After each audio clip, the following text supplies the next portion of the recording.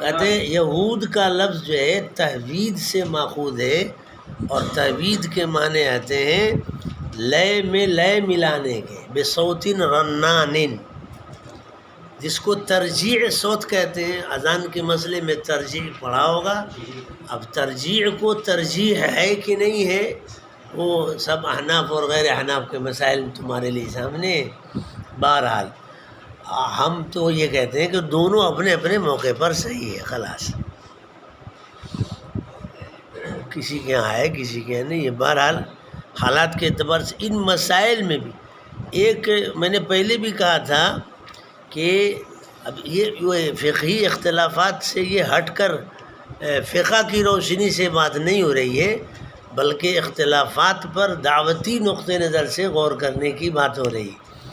تو اس پہ تم اگر غور کرو گے تو وہ ایک نئی بات سامنے آئے گی اور جھگڑا ختم ہو جائے گا۔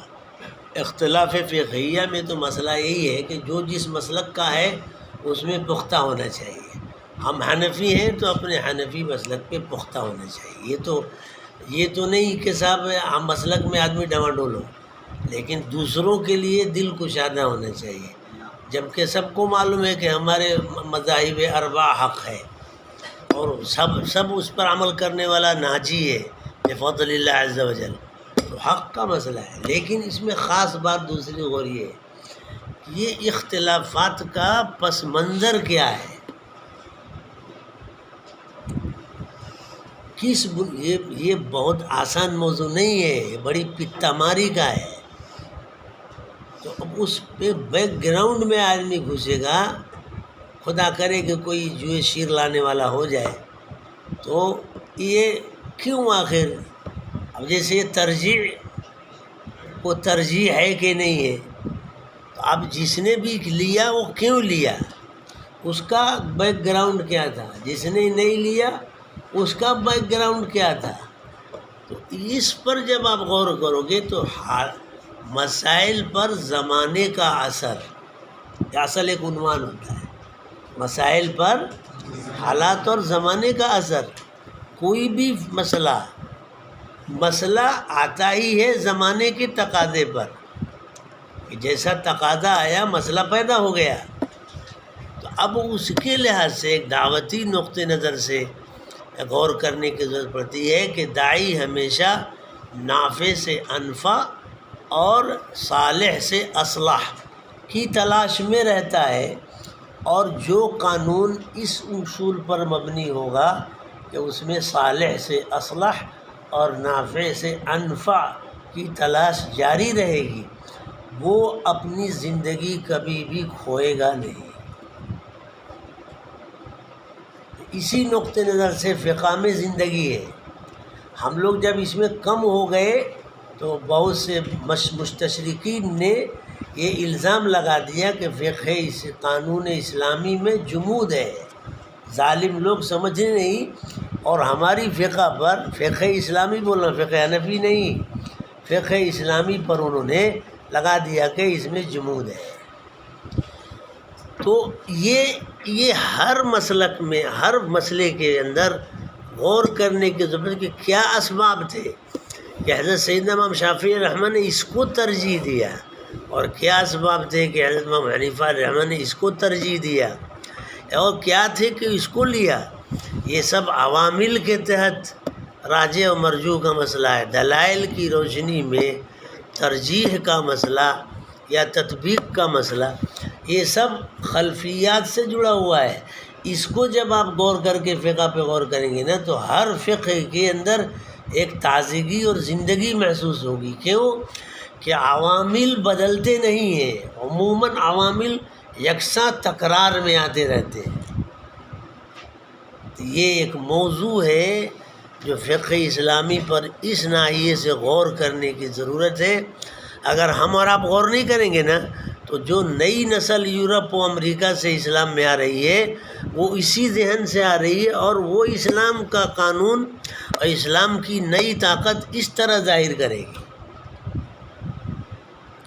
یہ چیز تھی جس کو شاہ ولی اللہ محدث دہلوی رحمۃ اللہ علیہ نے حجت اللہ البالغہ میں کھولا، اور یوں فرمایا تھا کہ اس وقت کا اسلام جس کا خلاصہ پورا یہ ہے کہ اس وقت اسلام کا چیلنج اختراعی چیلنج ہے، فکری چیلنج ہے، علمی چیلنج ہے، اور اسی میں آپ کو اسلام کی ابدیت اور وحی الہی کی جامعیت کا آغاز اقرا سے ہوا ہے۔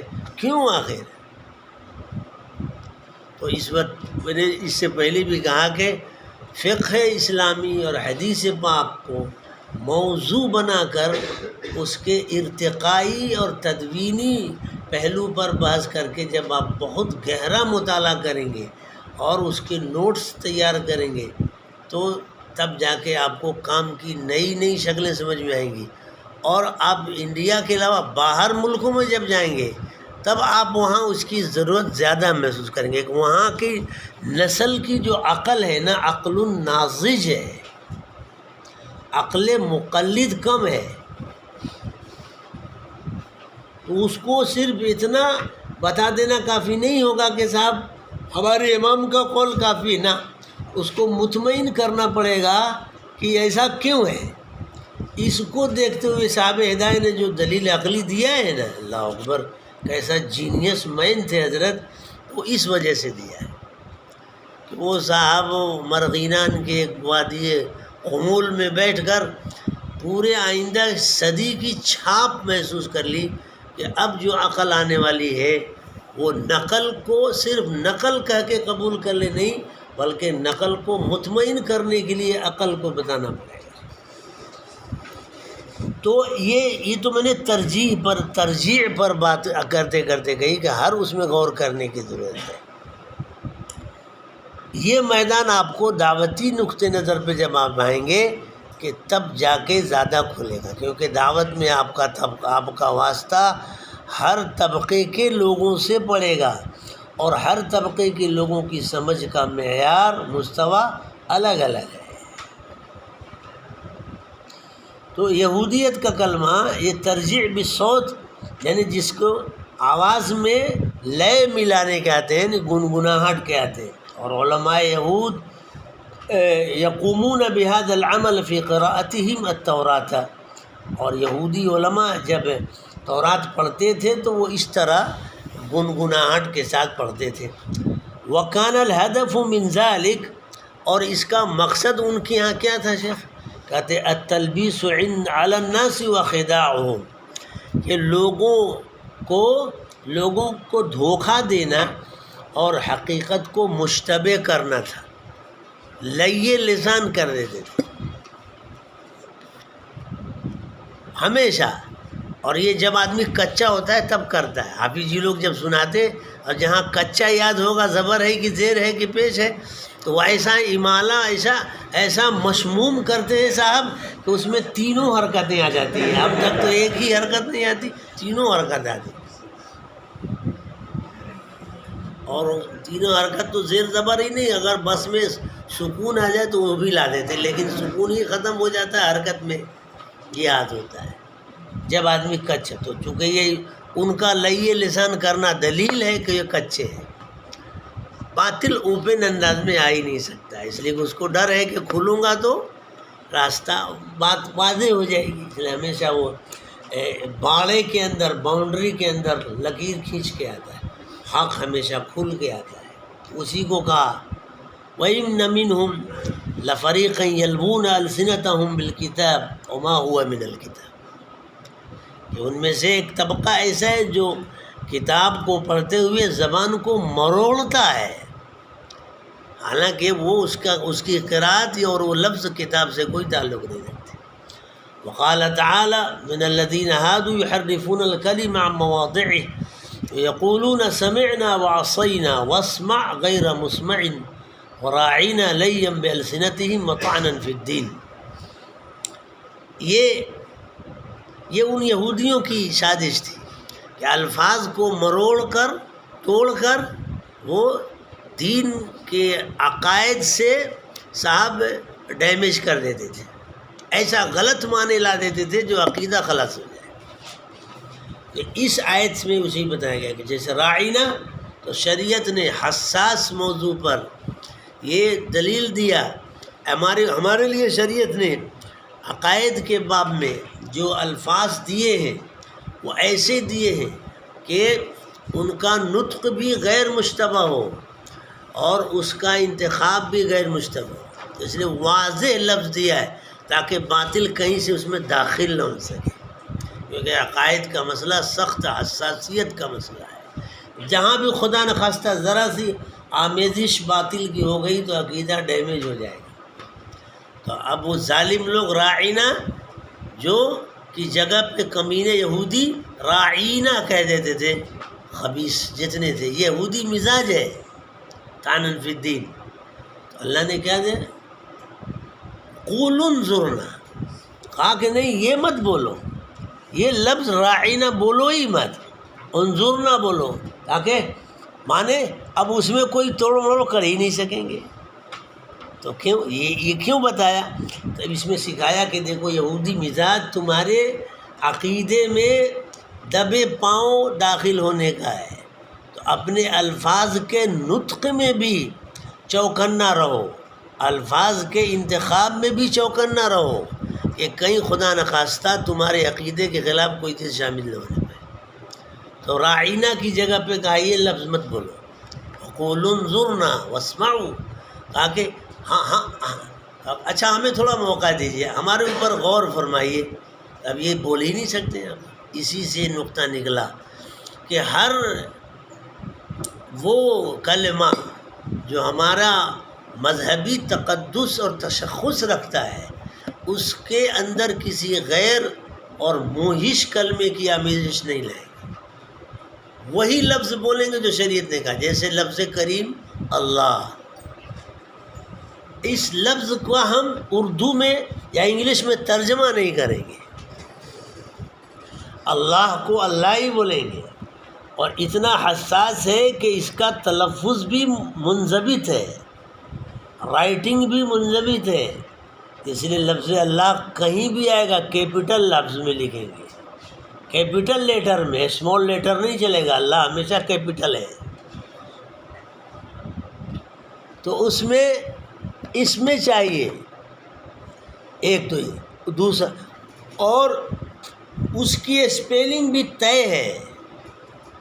شاہ فہد علیہ الرحمہ میں نے پہلے بھی بتایا ہے کہ شاہ فہد علیہ الرحمہ کا بہت بڑا کارنامہ رہا ہے، اب لوگ ان کو یاد کہتے ہیں، اس وقت جب تھے تو بہت کہتے تھے کہ صاحب کیا کیا، اب سمجھ میں آتا ہے۔ انہوں نے جو مجمع اللغہ بنایا اور اس میں انگلش زبان میں خاص طور سے ٹرانسلیشن کا جو مسئلہ ہوتا ہے بہت نازک ہوتا ہے۔ ہم اپنی زبان کی جو میں نے کہا تشخص، اس کا کوئی ٹرانسلیشن نہیں کریں گے، اس کو مینومن ویسے ہی بولیں گے۔ تو انہوں نے یہ طے کرا دیا تھا، اور باقاعدہ چنانچہ آپ سعودیہ سے جو انگریزی پرچے آئیں گے، اب کا تو نہیں کہہ سکتے لیکن اس وقت جو آتے تھے آپ دیکھ لیں گے، تو جتنے الفاظ ہیں وہ سب انہوں نے طے کیا تھا کہ یہ ایسے لکھے جائیں گے، اور ہم جو اس کی اسپیلنگ بتا رہے ہیں اس طرح لکھی جائے گی۔ تو مکہ وہ سب کیپٹل میں، اور سی سے نہیں لکھیں گے، کے سے لکھیں گے، اور وہ بھی سارے حروف کیپٹل، جہاں بھی آئے، اول آئے اخیر آئے۔ الصلاۃ کو الصلاۃ لکھیں گے، اس کا انگلش میں ترجمہ نہیں کریں گے، کیوں؟ لفظ اللہ کو اللہ بولیں گے، گاڈ نہیں بولیں گے۔ گاڈ از ناٹ گڈ، ہمارے لیے نہیں ہے، کیونکہ یہ ان یہودیوں عیسائیوں کے ہاں گاڈ ایک دیوتا کو کہتے ہیں جس کا مؤنث اور مذکر ہے ان کے ہاں۔ ان خبیث عیسائیوں نصرانیوں یہودیوں نے یہ لفظ بول کر توالد کا عقیدہ جاری کیا ہے مسلمانوں کے اندر، جس کی نفی قرآن پاک میں اللہ پاک نے لم یلد ولم یولد سے کیا ہے۔ اس کے خلاف یہ لفظ لا کر جب وہ بولیں گے گاڈ نے کہا تو وہ نہ، تو اب آپ اگر بولیں گے کہ خدا نخواستہ اللہ اور گاڈ نعوذ باللہ، تو وہ یہی سمجھے گا کہ اچھا ان کے یہاں بھی دیوی اور دیوتا کا تصور ہے۔ یہ الفاظ کے بیک گراؤنڈ سے انہوں نے کیا۔ تو شاہ فہد علیہ الرحمہ کی حساسیت تھی، اور اہل عرب عقیدے کے باب میں جتنے حساس ہیں ہم لوگ نہیں ہیں، اس میں لوچ نہیں برداشت کرتے، تو خرچ سے انہوں نے پورا طے کرا دیا کہ اس کا ترجمہ زکوٰۃ کو زکوٰۃ ہی لکھیں گے، روزہ کو صوم لکھیں گے الصوم، حج کو الحج لکھیں گے، یہ اس کا کوئی ترجمہ نہیں چلے گا۔ کیوں کہ جتنے ترجمے کریں گے ان کے پیچھے ہماری عبادت کا جو خاص تصور ہے وہ مخدوش ہو جائے گا۔ اب نماز کی جگہ پہ عام طور سے کیا بولتے بولو؟ جیسے پریئر بولتا، پریئر ہمارے نیئر میں ہے ہی نہیں، وہ تو پتہ نہیں کس ہیئر دیئر چیئر میں جاتا ہے، خلاص ہے ہی نہیں بالکل۔ وہ جب بولتے ہیں کہ میں اپنی مسجد میں پریئر کرنے گیا تو فوراً وہ سمجھے گئے کہ کس پلیئر کا پریئر ہے بھائی، لا حول ولا قوت الا باللہ، چرچ میں جانے والا۔